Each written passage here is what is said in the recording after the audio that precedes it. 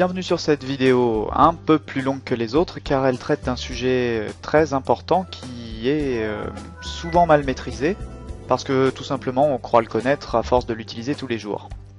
En effet, manipuler les fenêtres Windows paraît être quelque chose de facile, mais il est tout de même important d'en connaître les principes de base. Cette vidéo s'adresse donc aux débutants, aussi bien qu'aux utilisateurs avertis, pour qui une petite piqûre de rappel ne fait pas de mal.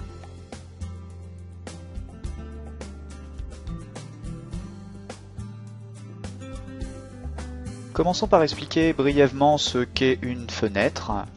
Alors tout simplement, une fenêtre, c'est lorsque vous cliquez sur une icône, vous avez une sorte de cadre qui s'affiche sur votre bureau.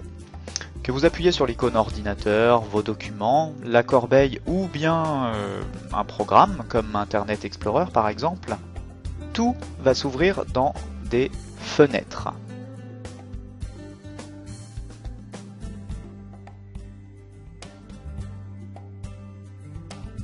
Une fenêtre Windows se compose, on va partir de la gauche pour aller jusqu'à la droite. Donc en partant de la gauche, une fenêtre se compose d'une barre de titre, ici on voit que c'est Internet Explorer. En dessous vous disposez de deux boutons, donc précédent et suivant. Alors ces boutons ne sont pas propres à Internet Explorer, si on retourne sur une des fenêtres qui se trouve derrière, on voit qu'ils figurent aussi. Hop. Juste à côté, vous disposez d'une barre d'adresse.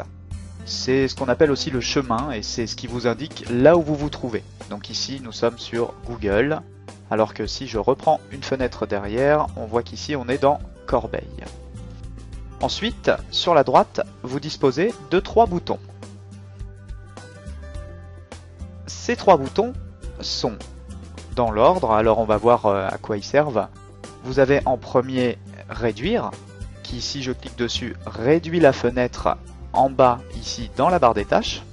Alors pour la réafficher, il suffit de passer sa souris et d'aller cliquer sur la fenêtre que l'on veut réouvrir. Ensuite, nous avons le bouton qui nous sert à changer de niveau.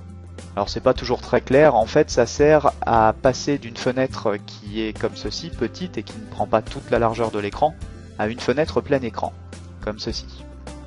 Donc si je rappuie dessus maintenant, on va revenir à une petite fenêtre. Et enfin, le bouton fermé qui est représenté par une croix rouge systématiquement et qui, comme son nom l'indique, sert à fermer la fenêtre.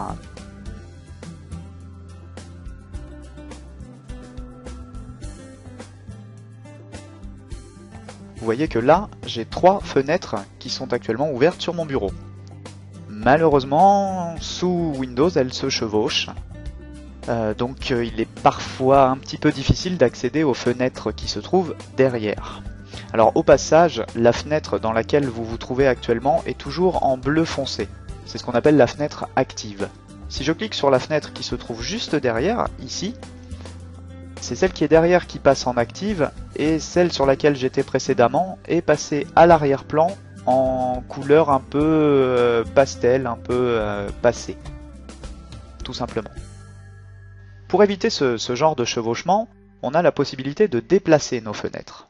Pour cela, il suffit de cliquer dans la barre de titre, donc la partie bleue, de rester appuyé et de déplacer notre fenêtre tout en restant appuyé.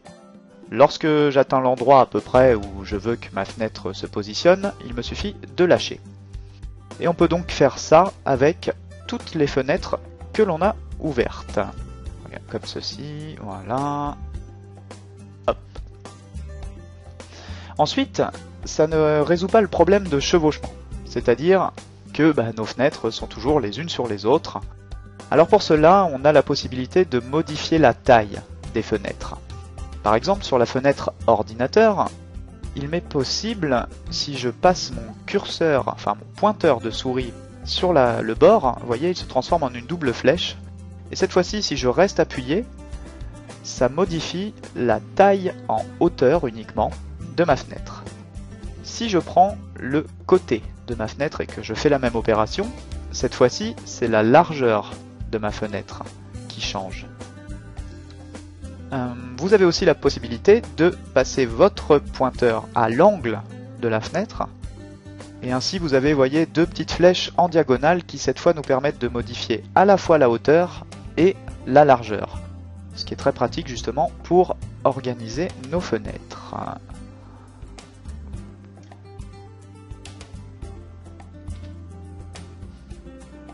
Maintenant qu'on a organisé nos fenêtres, alors remarquez aussi que là par exemple j'ai 3 fenêtres d'ouvertes sur mon bureau.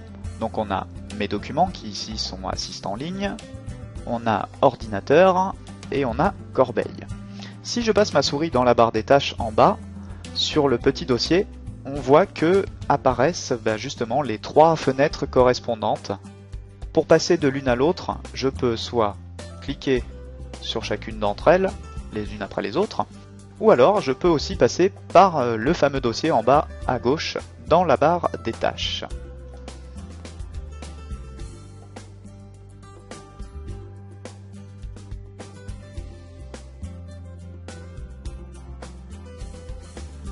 Pour finir avec les fenêtres, on va voir maintenant quelques petits trucs et astuces en fait qui simplifient un peu la vie. Alors, donc je vais déjà fermer toutes mes fenêtres une par une. Pour pouvoir les réduire d'un seul coup, je vous invite à aller voir le petit tuto qui permet d'afficher le bureau d'un seul coup ou de réafficher toutes mes fenêtres d'un seul coup. Alors, je vais réouvrir une fenêtre ordinateur et par exemple ma corbeille. Voilà, donc là on voit qu'elle se réaffiche exactement comme je les ai fermées. Et je voudrais par exemple les placer de manière égale sur mon écran, sans trop m'embêter. Alors pour cela, il suffit de déplacer les fenêtres. Alors, mon pointeur de souris. Vous voyez, je vais choisir la fenêtre corbeille par exemple. Voilà, donc je peux la déplacer. Si je l'amène à l'extrême gauche, c'est-à-dire que je ramène la flèche de ma souris sur le bord de mon écran, vous voyez qu'automatiquement un espèce de halo bleu apparaît sur la moitié. Si je lâche, automatiquement ma corbeille prend la moitié de l'écran en partant du bord vers lequel j'ai ramené mon pointeur. Si je fais la même chose maintenant avec cette fenêtre-ci mais sur la droite, hop, vous voyez, mes 2 fenêtres prennent exactement la même taille. Et vous pourrez remarquer plus tard que pour du copier-coller, c'est très intéressant. Dernière petite astuce, le raccourci clavier qui permet de passer d'une fenêtre à une autre. Alors, pour ça, je vais ouvrir par exemple mon ordinateur, ma corbeille, et je vais les placer comme dans l'astuce vue précédemment. On va ouvrir par-dessus une petite fenêtre Internet Explorer, voilà, donc là j'ai 3 fenêtres d'afficher. Pour passer de l'une à l'autre sans la souris, ou si vous en avez plusieurs, il suffit d'appuyer d'abord sur Alt et ensuite sur Tabulation, autant de fois que vous voulez pour déplacer le petit carré qui est ici sur la fenêtre que l'on veut afficher.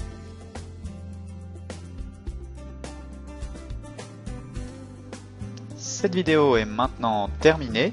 Si elle vous a plu, n'hésitez pas à vous abonner à notre chaîne YouTube ou à nous suivre sur Facebook, et une petite visite sur le site Assistance en ligne est toujours la bienvenue.